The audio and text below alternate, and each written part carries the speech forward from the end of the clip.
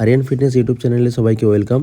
আজকে আমরা করব বাইসেপ পিক মাসল হওয়ার জন্য কয়েকটা ওয়ার্কআউট। তার জন্য আমাদের প্রথমে বারটা সেট করে নিয়ে আমরা নিজের সাধ্যমতো ওয়েট নিয়ে প্রথমে আমরা ওপরে উঠে হোল্ড করে কনসেন্ট্রেট মুভমেন্টটা স্লো করতে হবে এবং এসেন্ট্রিক মুভমেন্টটা ফাস্ট হলেও চলবে।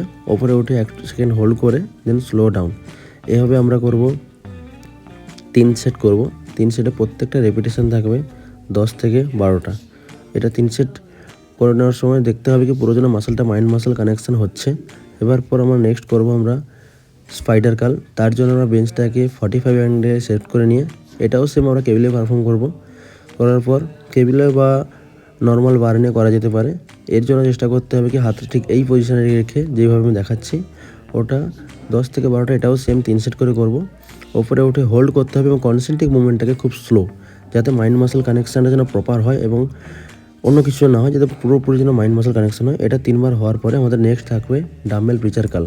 তার জন্য আমরা প্রথম বেঞ্চটাকে 90 ডিগ্রি থেকে একটু বেশি অ্যাঙ্গেলে সেট করব। সেট করে ঠিক যেভাবে দেখানো হচ্ছে নিচে নামিয়ে ওপরে 1 সেকেন্ড উঠিয়ে 1 সেকেন্ড হোল্ড করব এবং ডাম্বেলটাকে হালকা বেন্ড করার চেষ্টা করব, যাতে পুরো কন্ট্রাক্টটা আমার মাসেলে আসে।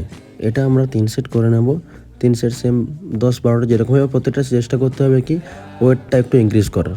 রেপিটেশন আমাদের সেম থাকবে, 10 থেকে 12টা করে রেপিটেশন থাকবে এবং ওয়েটটা প্রত্যেকটা সেটে 2.5 হলেও ইনক্রিজ করব। এরপরে আমাদের লাস্ট ওয়ার্কআউট যেটা থাকবে ডার্ক কার্ল। ডার্ক কার্লের জন্য আমরা এটা 3 সেট করে নেব। এটা বাইসেপ পিক হওয়ার জন্য খুব মোস্ট এফেক্টিভ ওয়ার্কআউট। তার জন্য ঠিক এই পজিশনে দাঁড়িয়ে এখানে নড়াচড়া যাবে না বেশি। ওপরে উঠে একটু হোল্ড করে চেস্টের নিচ বরাবর গিয়ে একটু হোল্ড করবে এবং নিচে স্লো ডাউন। এটা আমরা 3 সেট করার পর হলো আজকে বাইসেপ ওয়ার্কআউট কমপ্লিট। দেখা হচ্ছে নেক্সট ভিডিওতে। যদি ভালো লাগে সবাই সঙ্গে থাকবেন। Thank you so much.